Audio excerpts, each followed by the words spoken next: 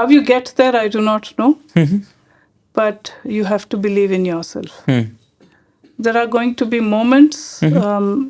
If you are that person who would want to change, who would want to see change around you, so you have to become that change. Very well said. That's really important. Mm-hmm. And in order to do that, you have to believe in what you see, Mm-hmm. and you have to cultivate that internal strength, resilience, to carry yourself Mm. through Mm. Mm. all those hurdles that are going to crop up on your path. Mm. And you have to learn to be extremely patient to Mm. deal with mindsets. Mm. Mm. Extremely patient in gaining trust, Mm. in being able to establish an open communication between people, between cultures. The success in the internal world Yes. precedes the success Of the in the external world. And in our culture, the success in the external world is called Vijaya. Mm-hmm. And the success, the self-conquest or the self-realization of potential is called Jaya. Mm. So Jaya has to be the very first Foundation. so that the You other get follows. Vijaya. Yeah. So, welcome all to the Security Chips podcast of DSAI, wherein we talk all things cyber. I am Teja Chintalapati, your host, and I'm joined by Miss Priyamvadha. She leads the cybersecurity group at the Bosch BGSW. I'm honored to have her, and then she has 25 years of rich experience bringing in automotive security, shaping automotive security not just in India and certainly at Bosch, but also globally. It's an honor to have you, ma'am, with us. So, Priya, could you take us back into a journey where you started, how you started, and where you are at the moment? And could you just, on a very high level, give us a brief about your journey so far? Mm-hmm. I've spent more than 25 years in the IT industry, but a large amount of it, I would say over 18 years, have been in the area of cybersecurity. I started out as a software engineer with Bosch, and then after a stint in software development and management and delivery, I got an opportunity to move into information security and privacy. Okay. That was when Bosch had started with working with the Data Protection Act or the Privacy Act. And they were putting in place governance for this throughout the Bosch world. And my superior or my boss then had the responsibility for India and Southeast Asia. Okay. So we had to put in place information security and privacy governance in India and in Southeast Asia, which was a large region with several Bosch offices and plants spread across. Southeast Asia meant Indonesia, Vietnam, Malaysia, Thailand. Singapore, Thailand, yeah, and India. Certainly. Yeah, all of the divisions of India and Bosch world. So that was my very first introduction to cybersecurity. I spent nearly 6 years putting this governance in place. Oh, so this is essentially working out of India or? Working out of India. Fantastic. And was there a mentor for you? Because I feel 18 years before, cybersecurity is still in its infancy, right? Yes. So how did you even get started? What's your motivation? Then it was not even called cybersecurity, Right. and it's the primary purpose was the privacy part of it, Right. making all the regions in Bosch aware of privacy, and information security came along with it. Right. Yeah. Okay. So that was the way we really started out there. And Bosch has this system of corporate organizations True. who set policies and governance. And they essentially acted as mentors for us. Okay. Yeah. Okay. So we got information from them. We understood the policies, procedures. And we also had examples to look up to. And then we started introducing it in our region, Right. learning on our own as to how this could be done in this region and how it could be done better. Oh, fantastic. So essentially, you started, right, in our opinion, the whole of cybersecurity is certainly at Bosch and to some degree in We India. were two of us then. I Right. was the second one. That's fantastic. And who's the first one? My boss, he's retired. Okay. He's no Okay. longer with Bosch. Okay. But he was the data security officer at that time. That's And fantastic. the position was called the data security officer, and we were a part of the data security office. That's fantastic. So, what are some of the challenges, right? So, essentially, when you started 18 years before, it was virtually, the industry was virtually non existent. Yes. So, what are some of the initial challenges that you faced? The reason that we are asking this question is, for example, whatever you faced 18 years ago, are probably some of the challenges that some of us are facing when, for example, establishing something like what you did for cybersecurity, but in the quantum domain, right? Or in any emerging technologies, right? So, what, in your opinion, are some of the challenges, initial challenges that you faced in shaping up the industry that was non-existent when you were starting?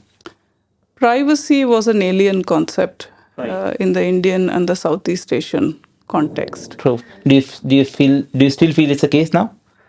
Certain aspects of it, yes. The historical origins of privacy in Europe are quite different, and we have not had such history. And where the relevance for us connects is with with the introduction of information systems and the data processing happening on information systems, and what all could go wrong with it. That is where the relevance of privacy for us comes into place.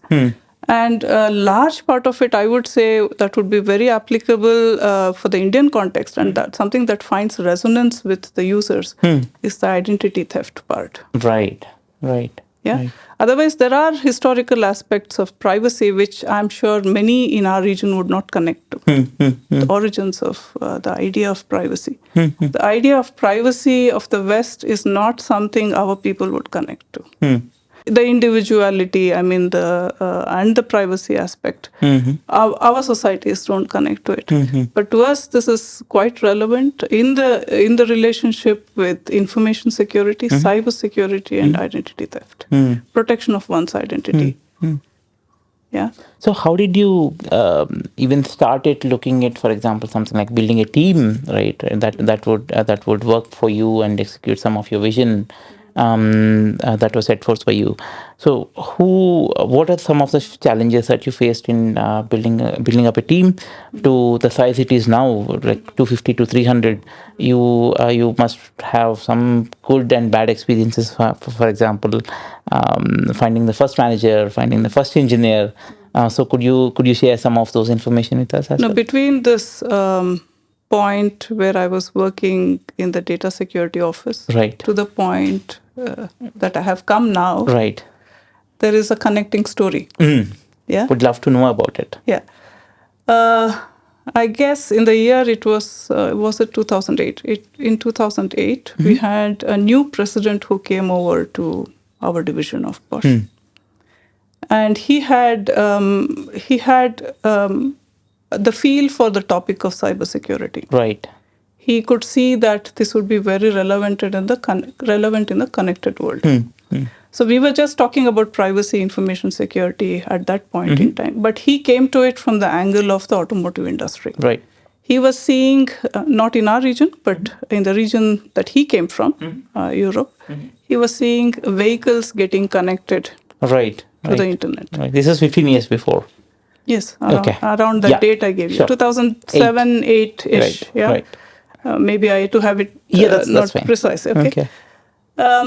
He also knew that these high-end cars had over 100 electronic control units inside the vehicle, which are all inter-networked inside the vehicle. And these were now getting connected to the internet for various reasons. It could be plainly for infotainment. It could be plainly for personalization of the settings inside the vehicle. Many, many use cases. But he was able to see that this would be a threat vector inside the vehicle. Right. And Bosch, being a company which made a lot of these ECUs, we are the world's largest tier 1 supplier, supplies to OEMs. He saw the possibility of an attack into the vehicle. Now, this is where cyber security gets shaped. Right. Right. Yeah, until now, I was talking about information security and privacy. Right. And this is where cybersecurity begins. Right. That is protection from internet. And with this in view, he saw that many of us were working, we were engineers, we were engineering these electronic control units, and he felt that we needed greater awareness. So he was looking at standards to implement. At that point in time, we had the ISO 27001. So we were the first unit in the Bosch world to go for this standardization. Wow. This was a very large scope project. He wanted everything, implemented and all controls put. That was his definition of it. Okay. Not an easy task, but we did our best.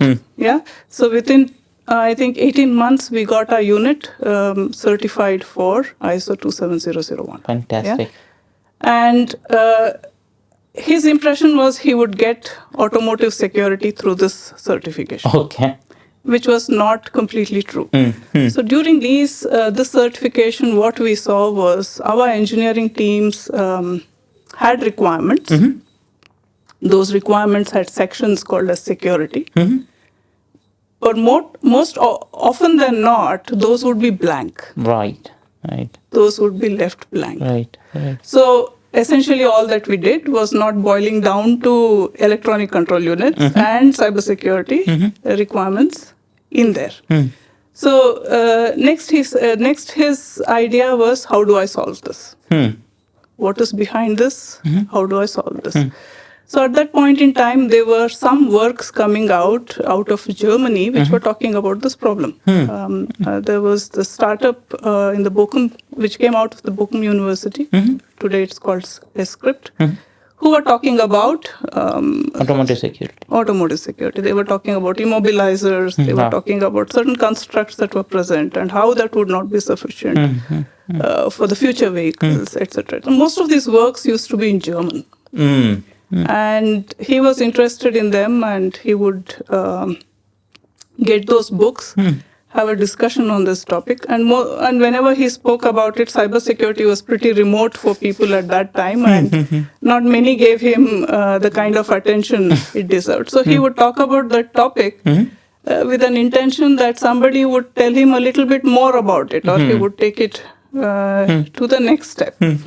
And whatever information he got, and he was talking about it, that got me curious. I started working on that subject without really knowing where it would go. Yeah, of course. It was non-existent at that time. Non-existent. So I would spend, my burn midnight oil to go through these German books, translate them to myself, look at those PhD works. And then he also gave me this as a career development topic for further. And I went through a lot of literature that was available to me at that point in time in this country, unlike as on today. And what I could see was there were quite a few technologies, solutions available. All of this would not really come into that ultimate electronic control units unless you had a way of doing cybersecurity in engineering. Right. That is requirements, design, SDLC software the entire design. The SDLC in the embedded domain, right, and also the ECU domain, where reliability, real-time systems, safety, all of these are paramount and crucial. And you also had to know a way to find out which were your cybersecurity requirements. How do I really come out with requirements? Yeah, there's no standard as such. You just can't write stuff, right? Right, of course. All of it costs money. Yes. All of it costs time, because in the automotive area, the latencies are really important. Certain work has to finish within a given milliseconds, microseconds, nanoseconds scale. Yeah. True. So naturally, those who are already working in that field, when you bring something new like this, they would be apprehensive about it. And the typical cryptographic operations at that time were memory intensive, processor intensive. So what we are talking about are resource constraint systems in a safety domain, where passenger safety is important. Yeah. Again, within its own network. Yeah. On which you had additional requirements would be stress, pressure, cost, all of it. Yeah.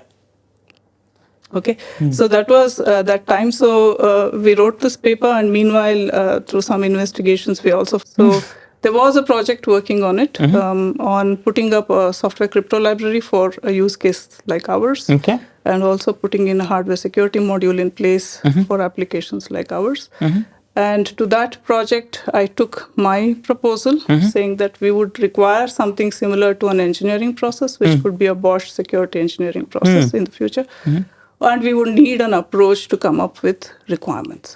We did have some references with the Microsoft SDLC, and we had some, but that was far away. Here you're dealing with state machines, you're dealing with hardware, you're dealing with software. So we will have to have a consensus-based approach to come up with requirements and put them in there and take them to completion. So this idea was accepted. I already started working with this corporate research team.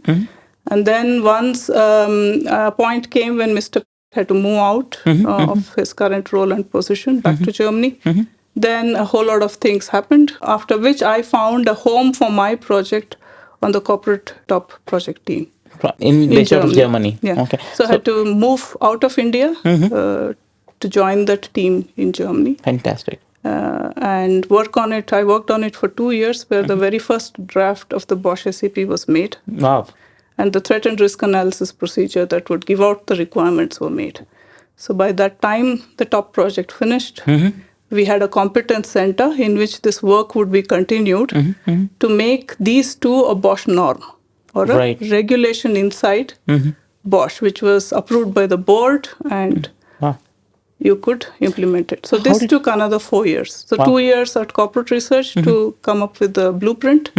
And then another 2.5 years to publish this as a norm, where it's given to all divisions. They give their comments. Around 600 comments came back. We processed them. Then finally, there were these internal regulations, which were signed off by the board. And it became a Bosch norm. That's fantastic. So this was much before any standard in this domain has come through, right? So did you also participate in something like a standard development based off of what you did at Bosch, and then essentially taking it forward to all the industry in general, right? So what are your experiences in essentially shaping up standards specifically in automotive security? And how has that journey started, and then how is it progressing as of today? There are certain things that you see for yourself. Right. Mr. saw certain things for himself, and those who put the top project down, they too saw something, and they started work on it. And I too saw something in it, but not the rest of the world needs to see it. To them, it is an additional process, it's an additional cost, it's an additional overhead. Yeah, all of this. All of this together. So we first made the Bosch norm. And certain events in the world also have to help you. So the moment I moved to top 67 in the year 2011, we had the very first academic paper published on it, which was the University of Washington paper, which looked at attacking a vehicle through the OBD port and all of it, and made some success with it. For our audience, could you tell us what an OBD port is? The European pollution norms, if they have to be met, compliant, you have to be compliant to them.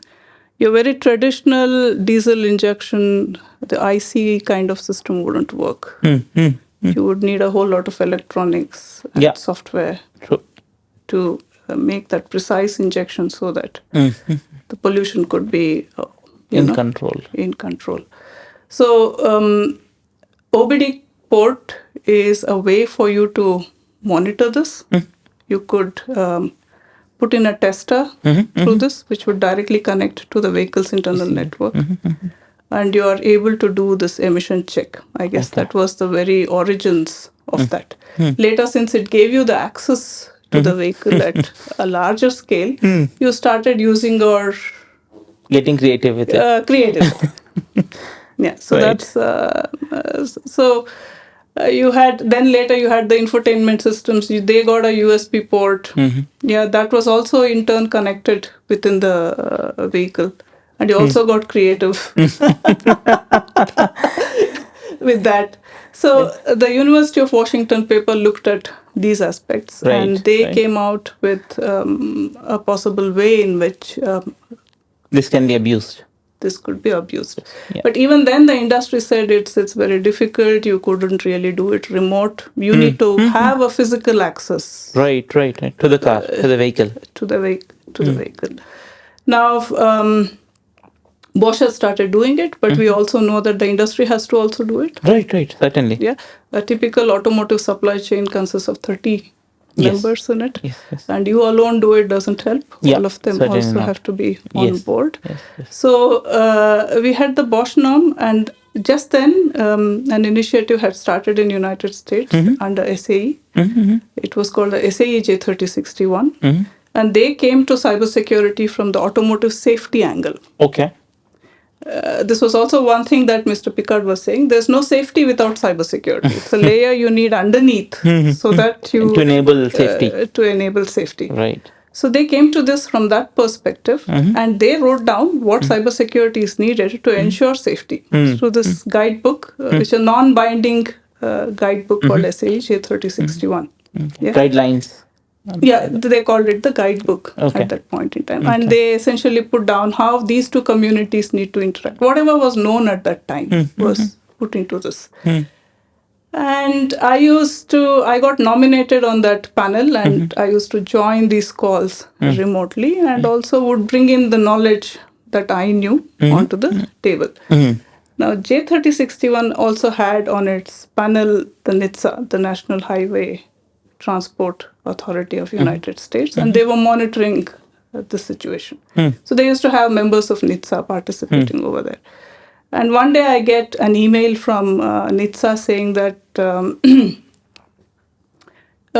we hear you on the panel, you're talking about cybersecurity. We have a feeling that you know something quite well. What have you done in Bosch? Can you show us what you have done in Bosch? So we had the Bosch SAP to show. Yeah, of course. So they asked, could you come over to United States and present this? So in the year 2015, in Michigan, in SCAR conference, the Bosch SAP was presented for the first time. To the whole world. Yes. And we had an audience of around 300 people. And I could only sense jubilation in the room. That's fantastic. Yeah, it was absolutely people who said, hey, it's been done, and others could also do it. Must be a moment of pride for you. Yeah, pride and also a sense of relief, both. Okay. And later, I and my immediate superior in the competence center, we started working with the German auto industry, the VDA. Okay. And the German standardization organization, the DIN, to get the German industry on board for an ISO standard. Okay. And this was also going side by side. It was taking time, and the argument given was remote attacks are still not possible. Okay. But to help us, in 2016, a remote attack was demonstrated. That's fantastic.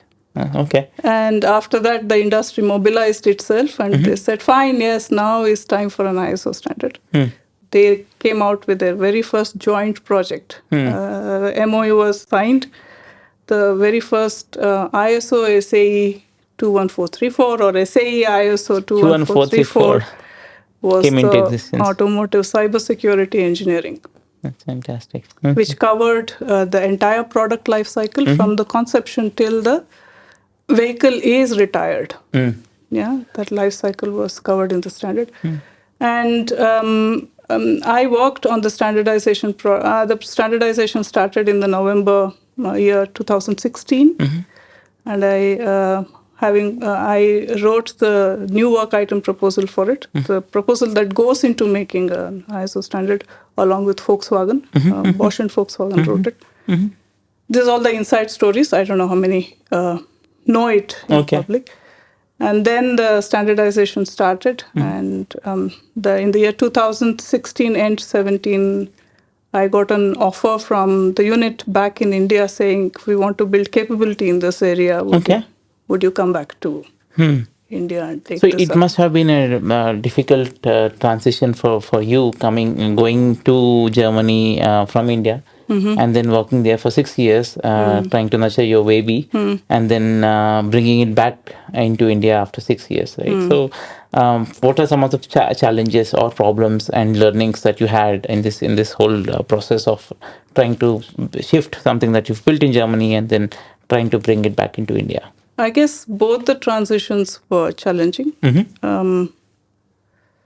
I had to leave my family and go. Of course. We had our own, our own setup here, our own way of doing things here. You couldn't take the entire family and move to Germany when you do not even know what the end result is Yeah. going to be. You've just taken that decision. So I had to move to Germany all alone. I lived in Germany for 6 years alone. My family was in India. Yeah.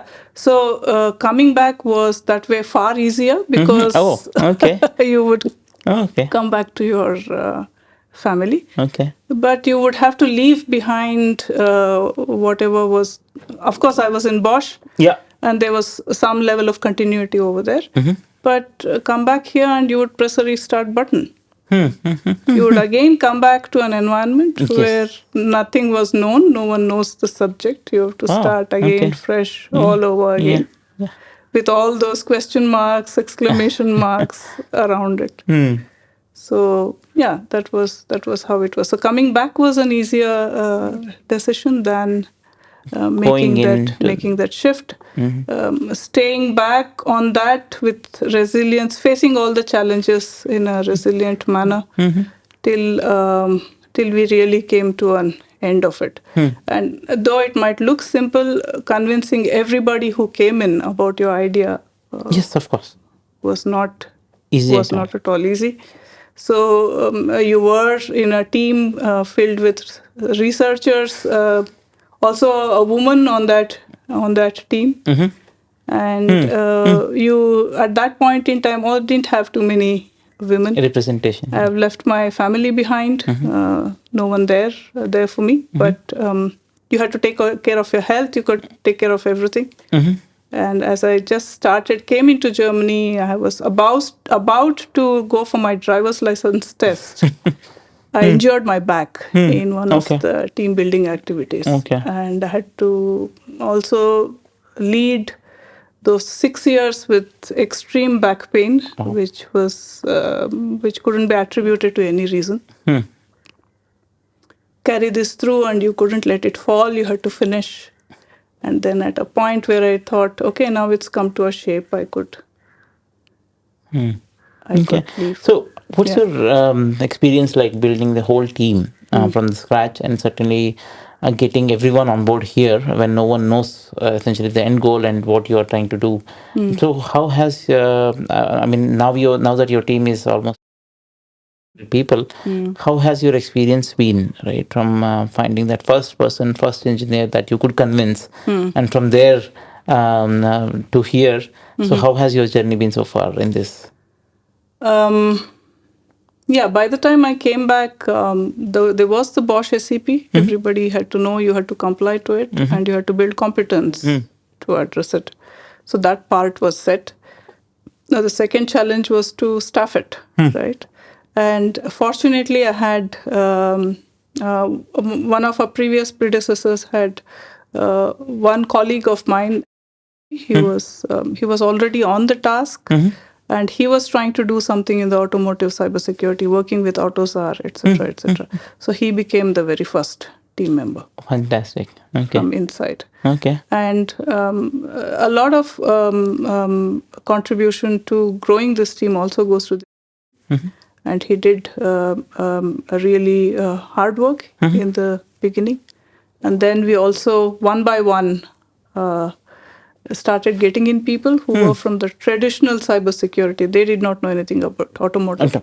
They had cybersecurity and embedded skills. And we had to give them the domain knowledge and make them also switch over to this team.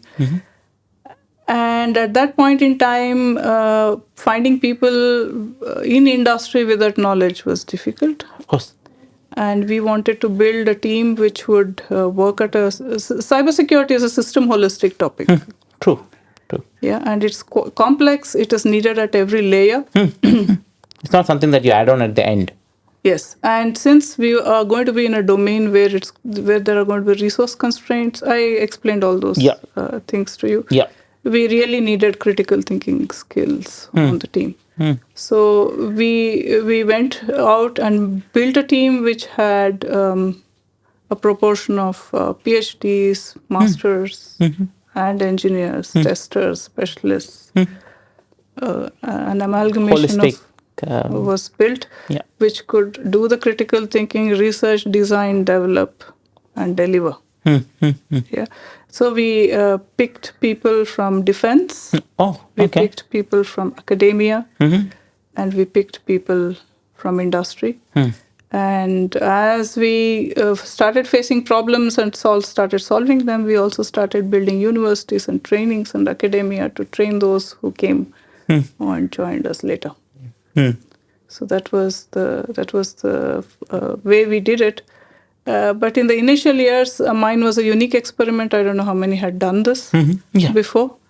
Melding the mindsets was not easy. Yeah. You had Yeah. people coming from 3 different disciplines, and they were all built for their disciplines to excel in their disciplines in their own ways. And work in one fashion and In not one fashion. not necessarily compatible with others. Yes. Yeah, and everybody thought they were right. That's where the issue is. Yeah, yeah. Right? So bringing them together to one culture, which is the Bosch culture, was complex in the beginning, but slowly I think now there's a realization dawning in, and that melding is going on now. Yeah, and alongside we had to also build infrastructure. For example, labs. We had to build our SOCs, and we had to work on.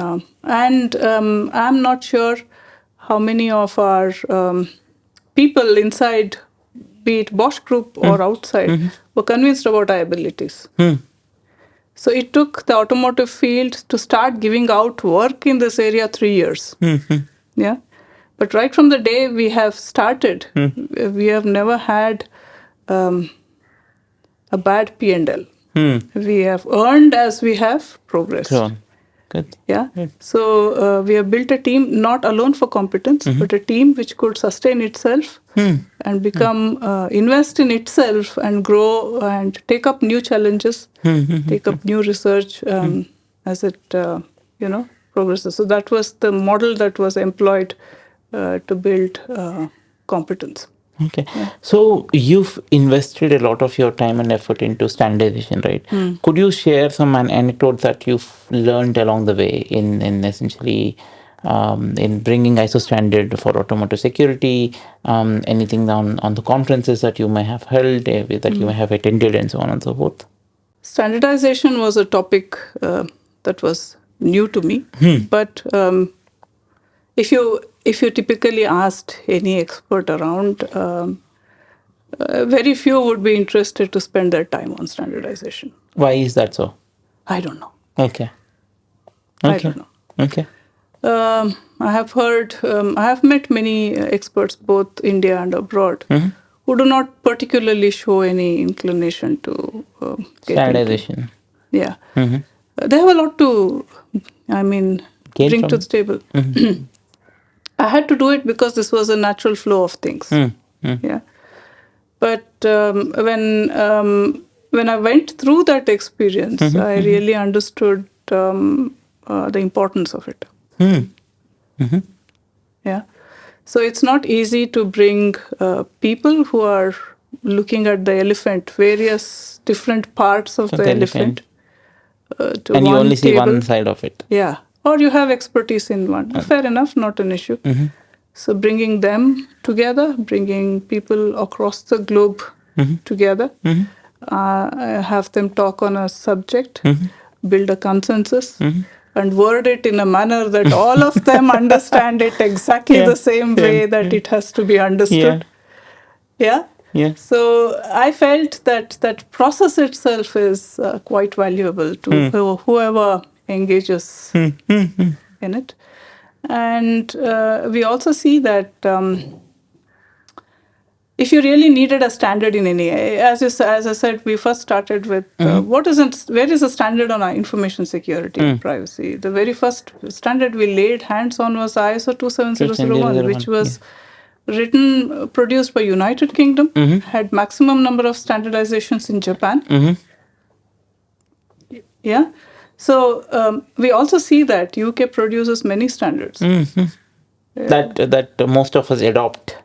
Most of us adapt. And that essentially shows you your strengths in a certain area. So you picked up a standard, you became a follower very next moment of that standard. And it also demonstrates your excellence in so many topics. It demonstrates your confidence when you are able to put out a standard over there, which could establish a minimum set of rules, guidelines that anybody else could follow. To me, it is a very clear indication of your technical excellence. And I sincerely believe that we in India also should contribute to standards in a bigger way than we are doing now. Doing today. And second, whatever knowledge you have, it also gives you a very good sense of where are the bounds to your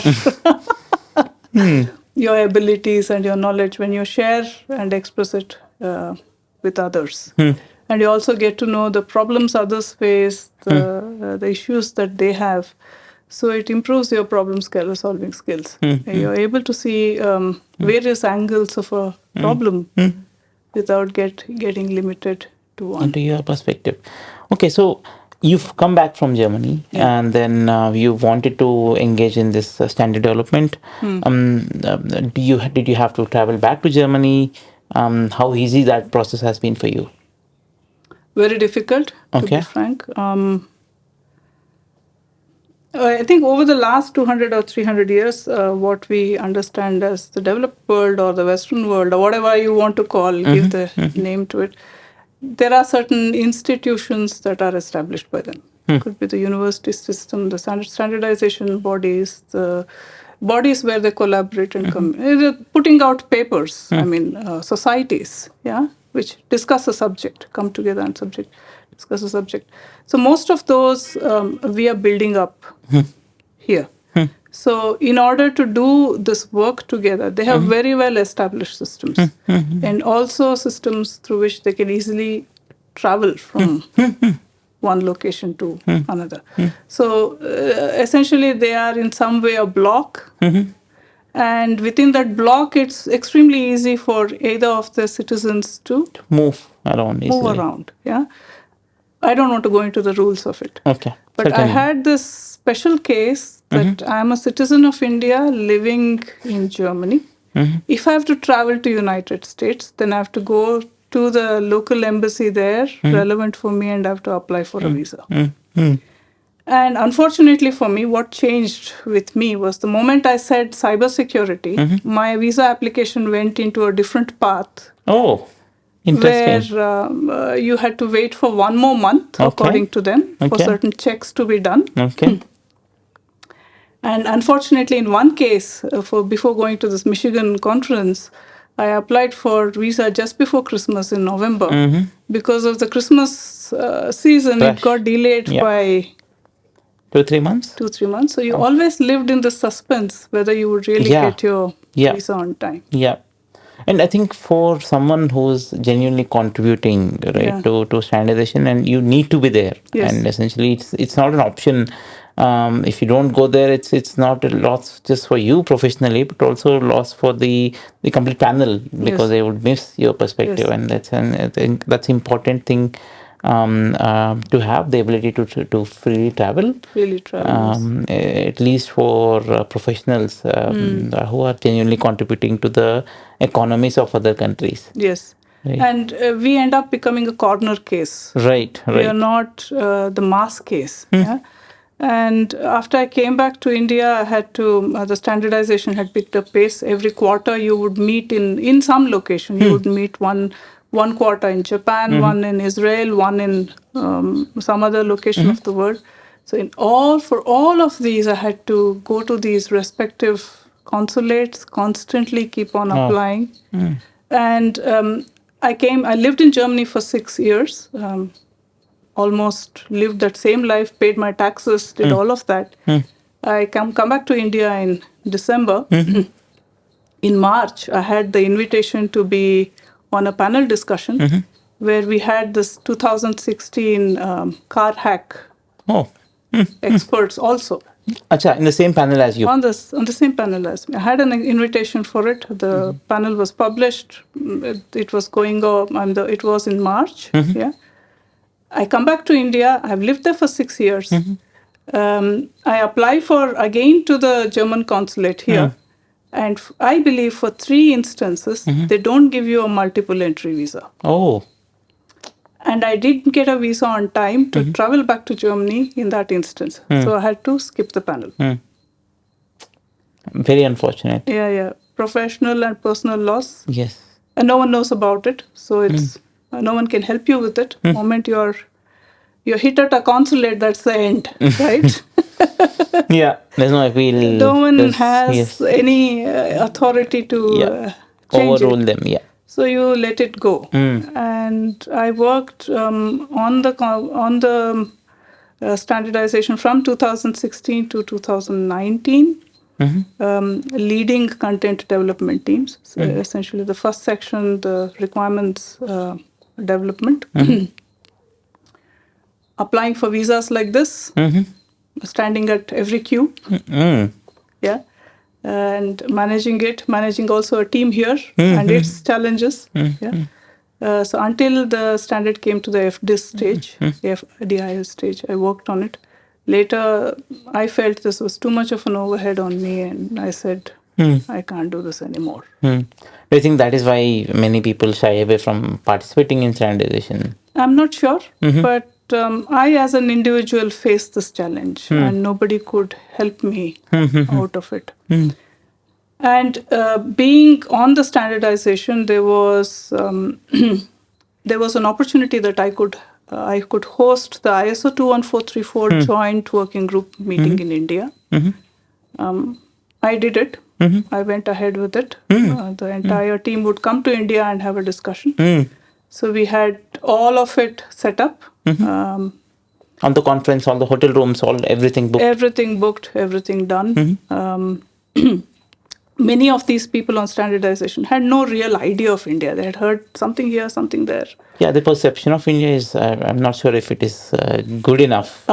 Good enough. So, so we had, that was also a very good way to bring them and show them what really exists. Yeah. And the conversations just before I left India were like, Bangalore is developing really fast. We do not have enough hotels for people who come from abroad. But when I went back and looked at hotels now, after 6 years, what I found was absolutely amazing. The infrastructure had developed within 6 years to an extent, mind-blowing kind of luxury, comfort, helipads inside the hotels. Yeah. I was really blown off the feet. Yeah, of course. Amazing Yes. hospitality standards you had. So we had all of this set up, but you have to follow. There's a procedure that you have to follow where you have to inform the Ministry of Home Affairs that you are conducting a conference like this, which will be attended by so and so from these countries. And they have to give a clearance. And the moment they give a clearance, these people at various countries can apply that I'm going to this conference. Okay. So they had to get... Now, these panelists who are used to traveling freely within their zone are suddenly faced with a situation where the wait for a conference that gets announced, apply for visas at Indian consulates, which are maybe far away from their homes, yeah, and to turn up at the conference.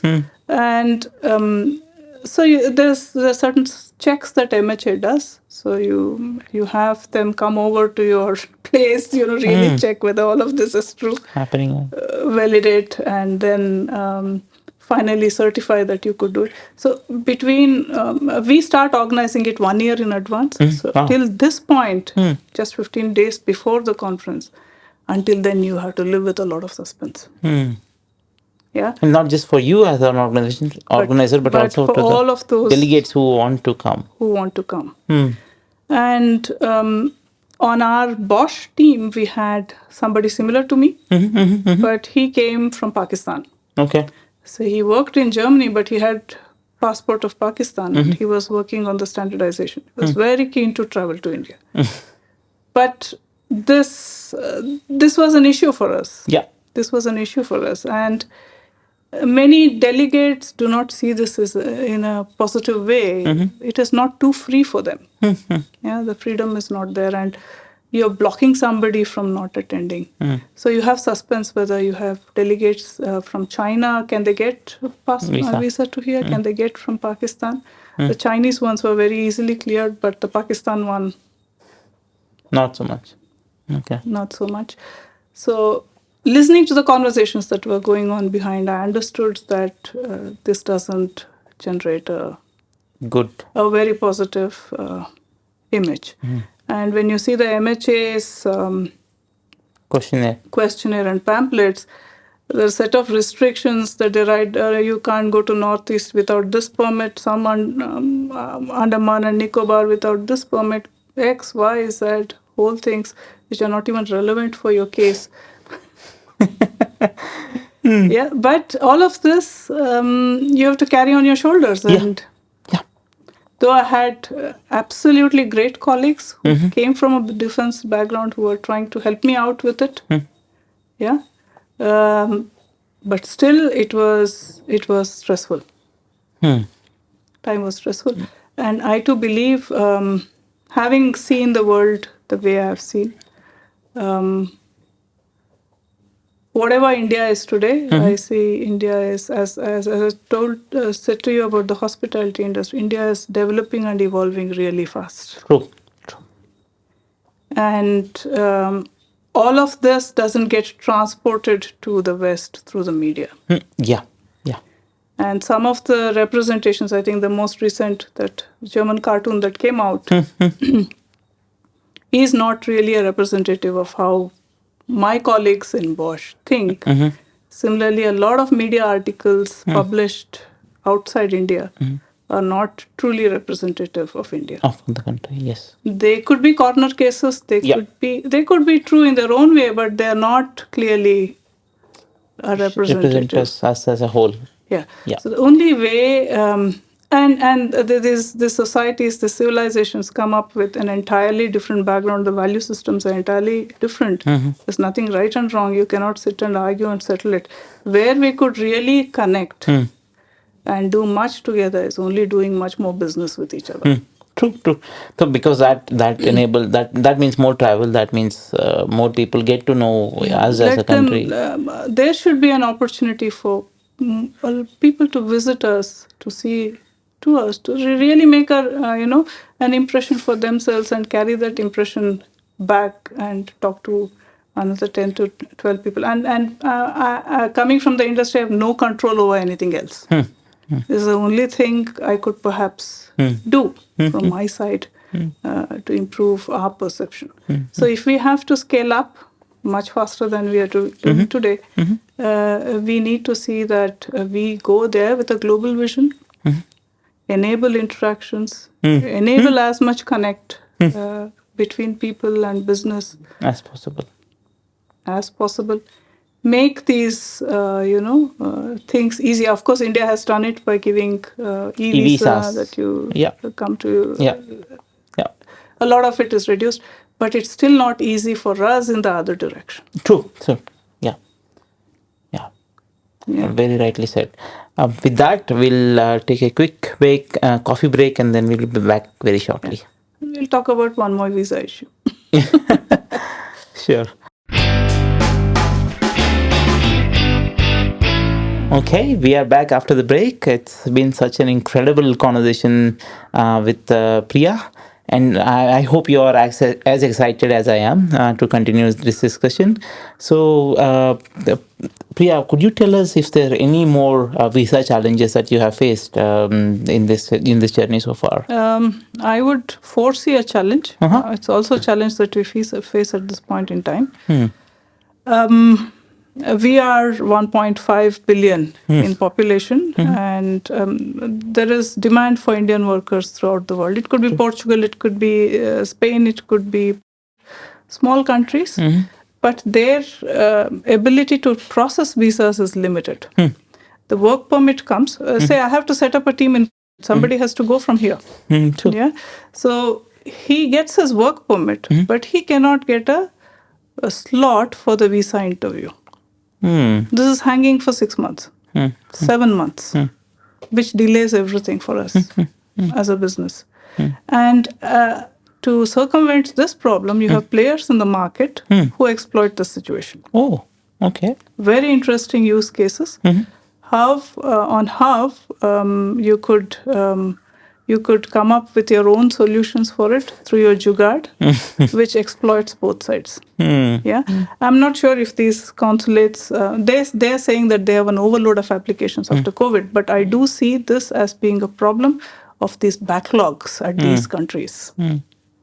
Yeah, so these are things that we as business cannot influence. Yes, yes. The certainly. government has to step in. Yes, yes, yes. So, government intervention from the government side will become crucial at one point in time, because after a point, no matter how big you are as a company, essentially without government support, there's some things that you cannot do. Right.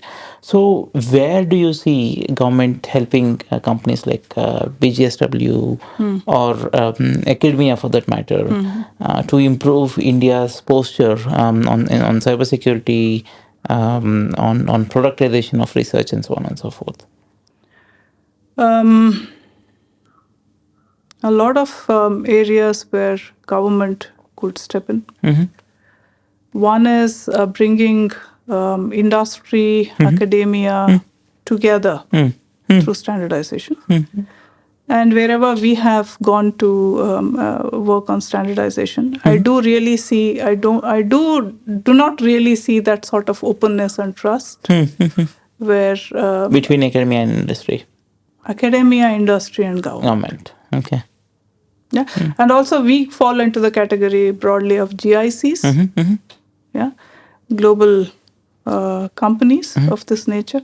So where does our government stand in with regard to including us on, standards for India, and also the innovations that we could bring in and the innovations that we could take out to the rest of the world?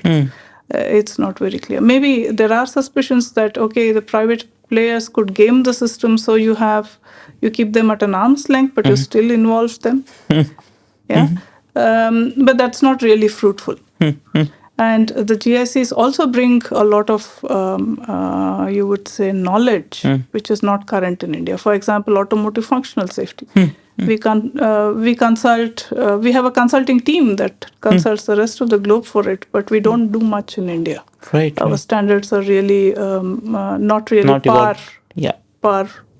with the world. Similarly for cybersecurity in automotive. So our standards for Indian OEMs themselves. Indian OEMs follow international standards. Okay. Right? So I don't know where this needs to be tied, but there has to be a deeper introspection on that topic. What we hear from standardization is that Indian OEMs are not ready for taking in requirements of this nature into safety or in cybersecurity. But you do see that Indian OEMs who want to export, they have to follow. They follow international standards. Yes, and there should not be a problem following them for Indian market as well. Yeah. I do not know. Okay. So these are, you would need to do some pipe cleaning. You need to check around to see where the reality really lies. See, a lot of challenges comes from the geopolitical things that you as a company has no control over, right? Be it supply chain issues or the wars between the country. Geopolitics play a huge role in how we operate as businesses, and certainly at Bosch. So where do you see the government of India helping us geopolitically in, for example, taking some of the existing products globally, or setting up standards that can be adopted globally, and so on and so forth? And Currently, also probably helping with the visas and whatnot. Yeah, the visa topic we discussed Yeah. fully. Currently, some challenges that we face is with regard to the export control regulations. They are made for a particular reason, and they're rightly there. So, in these countries, they also regulate the movement of cryptographic material. Right. Right. Yeah. Right. And going forward, most of the products in consumer space is going to have cryptographic material. Yes, certainly. Certainly. Yeah. Maybe governments do not want too much privacy, but private players need privacy. And to ensure privacy, you would create regulations which want safe harbors, and in case I'm protecting them through cryptography, you would require the master keys, the root keys, all within a certain geography. So all of this create challenges for us. So maybe I have a very good team which could test your devices, but if they have to be shipped from abroad to India, they would require additional clearances because they have cryptographic material on them, perhaps. And now I will come next to you, I'll sit next to you and I will test your device. I have a problem with the Indian government. I have a problem with the Polish consulate, having a huge backlog on giving visas for visas. So all these are restrictions that we face on a day-to-day basis, and we do not have workarounds around them. So that I would fundamentally think that the standardization scene definitely needs to improve, and we need to know very clearly as to where we are welcome to contribute, and what can we do, what we cannot do, and what should be our levels of engagement. And we would definitely like to engage, and we would like to work alongside for the betterment of country as a whole. And also to be able to solve global problems and to be able to take good solutions across the world. Why not? So, as you were rightly saying, right, we make a lot of technology for the world and not necessarily adopt it. Obviously, there are some technologies that we make ourselves and essentially ship it to the globe as well. For example, UPI can be a very good example, right?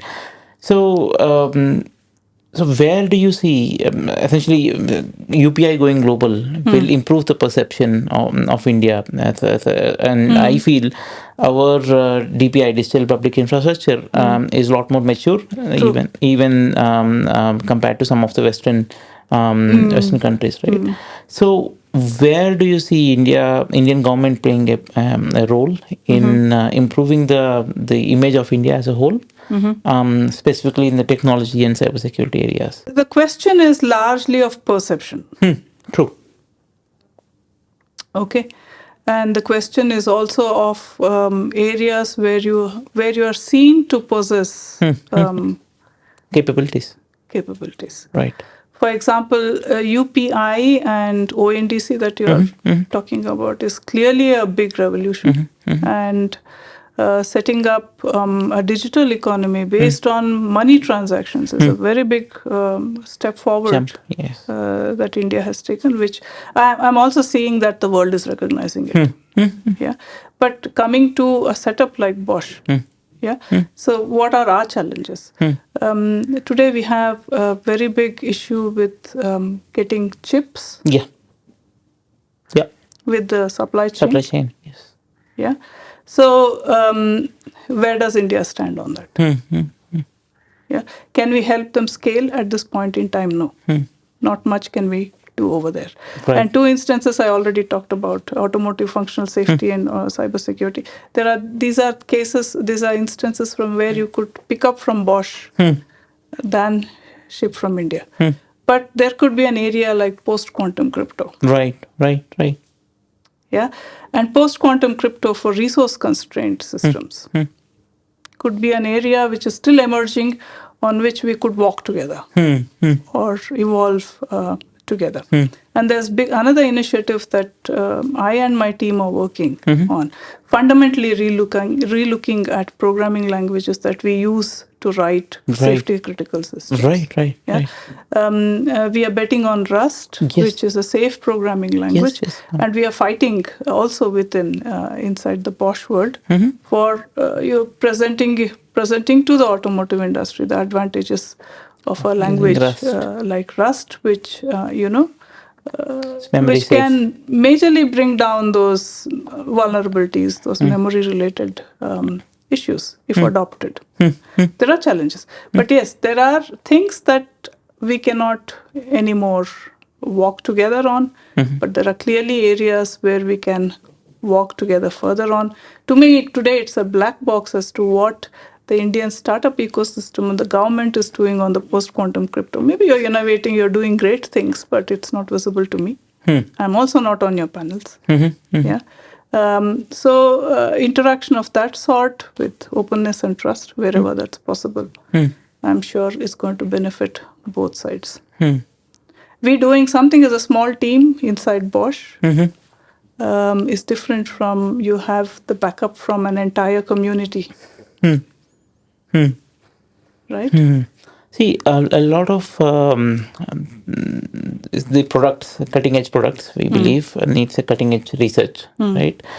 You've interacted with a lot of professors of sorts, essentially probably absorbed some of the research, right? So do you see India building better products, let's say 5 years, 10 years down the lane, by absorbing research that is coming out of the academia, or do you feel that startups should probably are better off adopting, let's say, the products from you or from BGSW or global players, or do you think it's better for them to engage with researchers and then essentially build a better Depends. product? The answer is depends.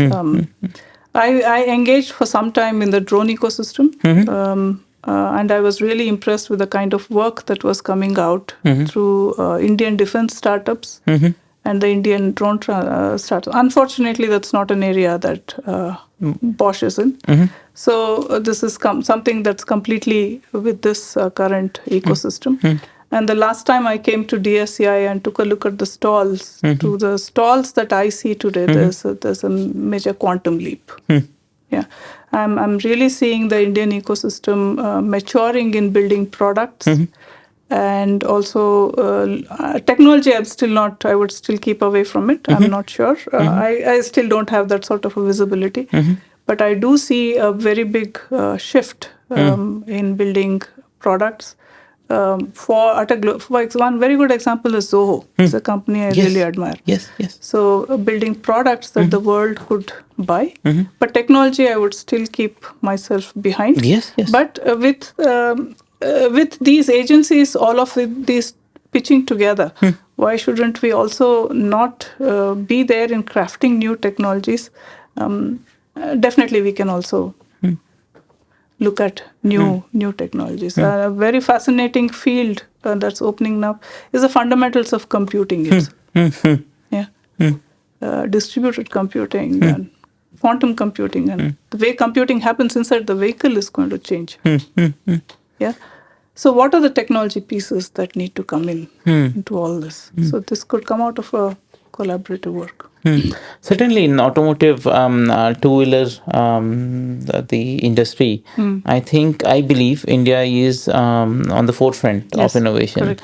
I'm not sure on the four-wheeler industry, but product from a complete product-wise, I think we have, for example, the likes of Ather, the likes of Ola, even though it's an European design, but it has been beautifully adopted and into an Indian context, right? So I personally see a lot of products coming out, maybe not completely, to start off with, maybe not completely full products that are indigenous, but slowly but surely a lot of products will be indigenization. But do you feel that we have a market that can be served with indigenous products? Essentially, the likes of China, most of their market is served primarily by indigenous products and solutions. Do you see India as a country adopting the indigenous products, or do you feel as more like a global user base that likes to have a lot of global products? There are two parts to this, because the question is really interesting. Let me tell you, there are three examples that I want to give. You have to bear with me for that. Sure. One part is we are a big country, we have many problems, Right. which are all opportunities for us to resolve.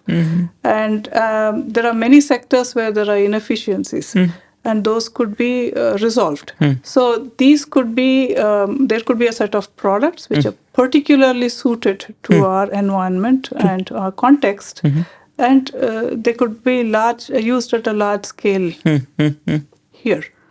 And the second category of products that I see, I'll give you my own instance. The phone that I carry, the cell phone that I carry, is a lava phone. Oh, okay. Yeah. And today I have a problem even getting a cover for it in any of the cell phone shops unless I order it on Amazon. Yeah.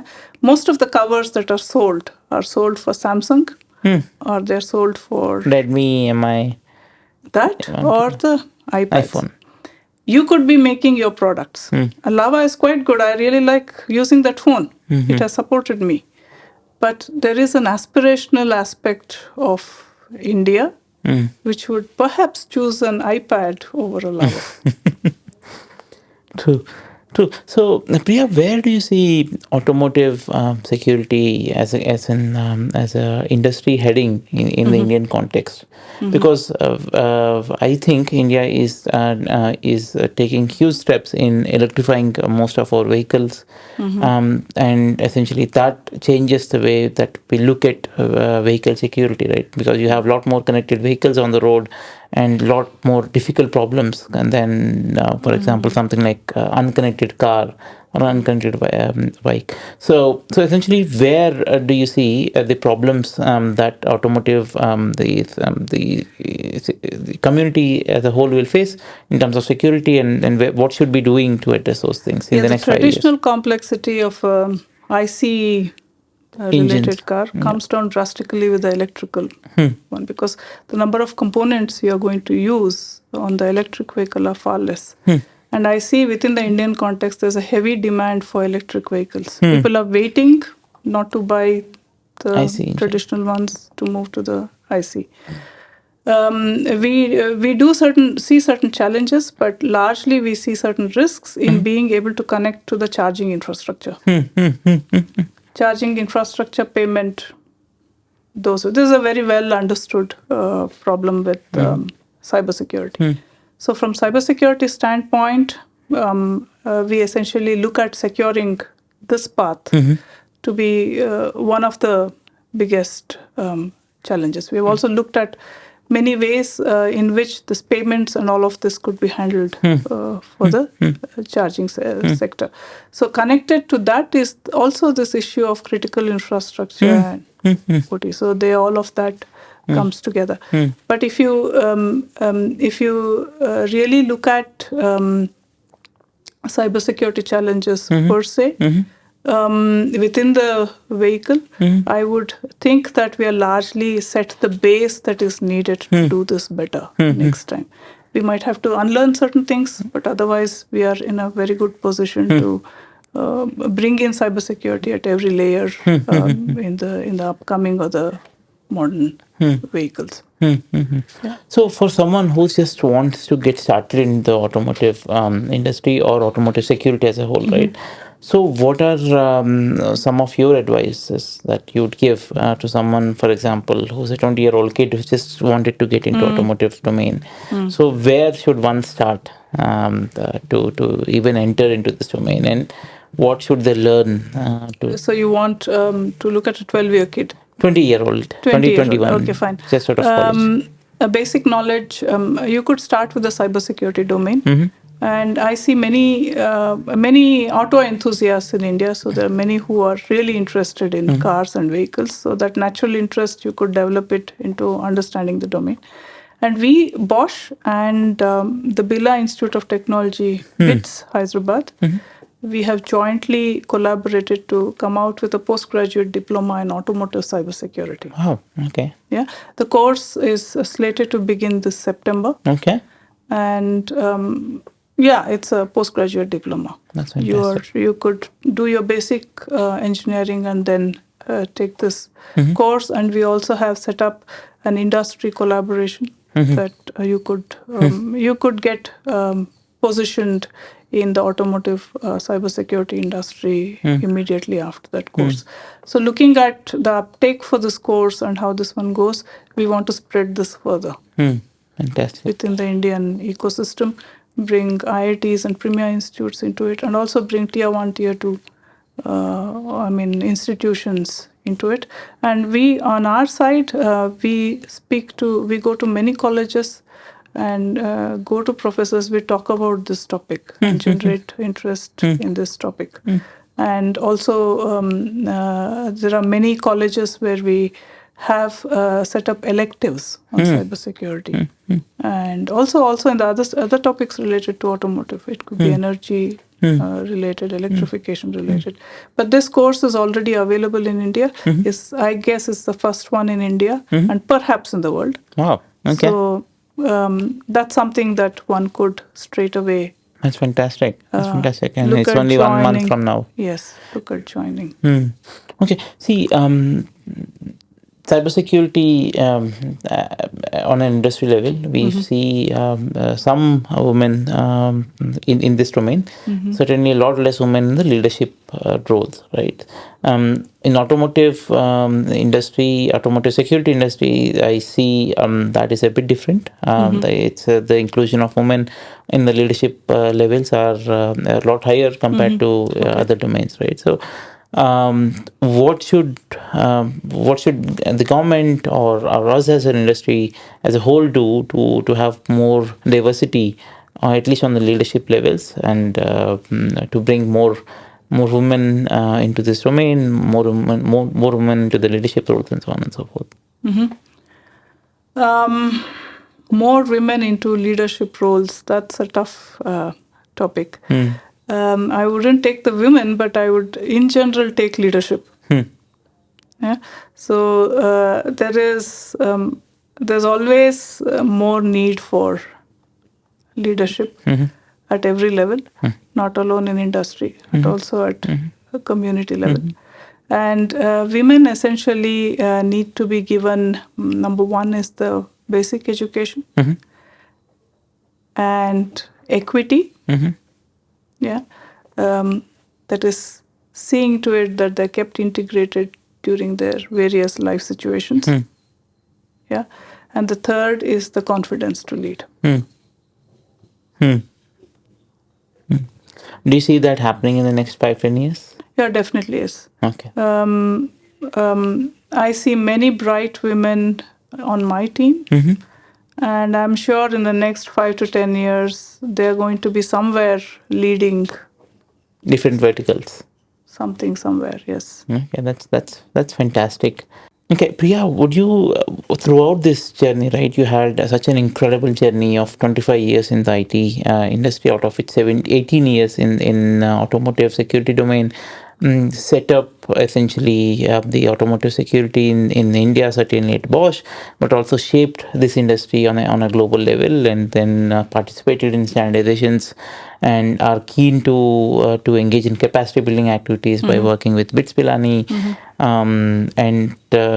So can you share us the key key moments in this journey? What has been your experience so far? The good, the bad, things that you would want someone who's just starting out right now to know, right? Could you share some of those with us? Okay, the central piece of all of it is to how you get there. I do not know, but you have to believe in yourself. There are going to be moments.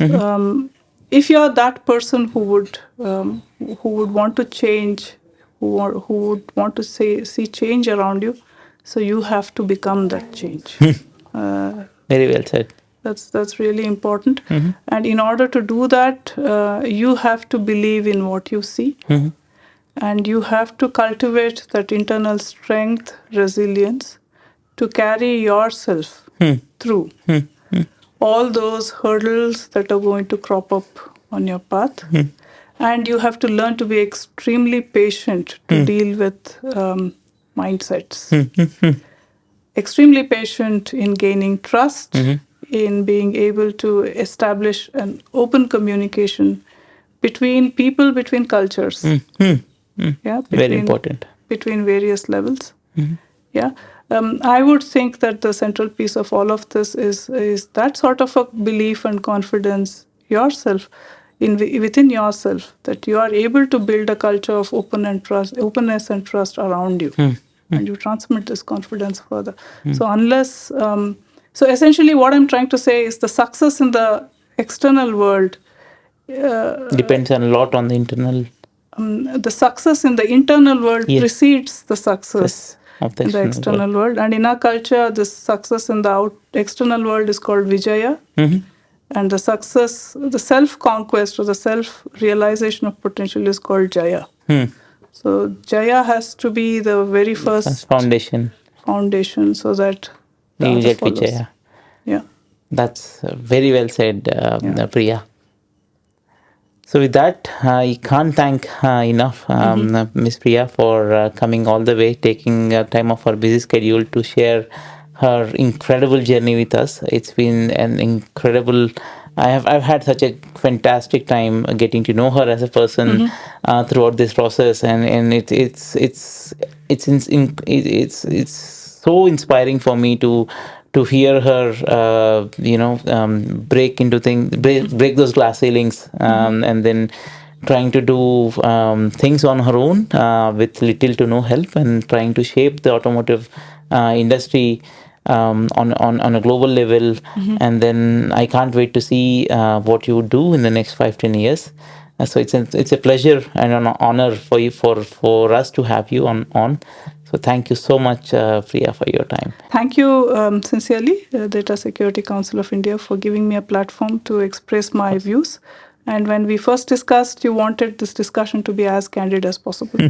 So I have kept up with my traditional style of being straightforward and quite candid. Yeah. And second, I'm extremely thankful to Bosch for having believed in me.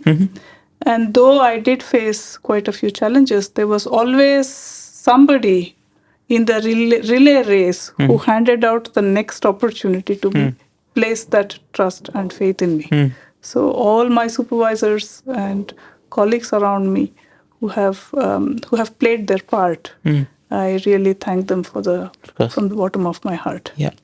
Yeah. So these many journeys with Bosch have been really, fruitful, and it's a great place to work. That's Yeah. So using that as an anchor, we would like to transform. Yeah, certainly. Much more, yeah. I see during the last 3-4 days of interaction with many people, not necessarily in Bosch, but people from outside. I've got to know how much Bosch contributed to not just to the automotive security side of things, but on different engineering levels to Yes, India. yes. It's phenomenal to see. Yeah, Bosch himself is an amazing personality. Yeah. And though we are not a cybersecurity major, we don't make cybersecurity products, but we have also been pioneering in that field. Right. Yeah. And we really went after what we believed was right. Yeah. At that point in time, invested resources, got people together, and put in our best. Fantastic. It's fantastic. So thank you so much, Priya, for your time. Thanks, I Teja. appreciate it. And I thank all of you for spending your time with us today. Thank you and have a good one. Bye-bye.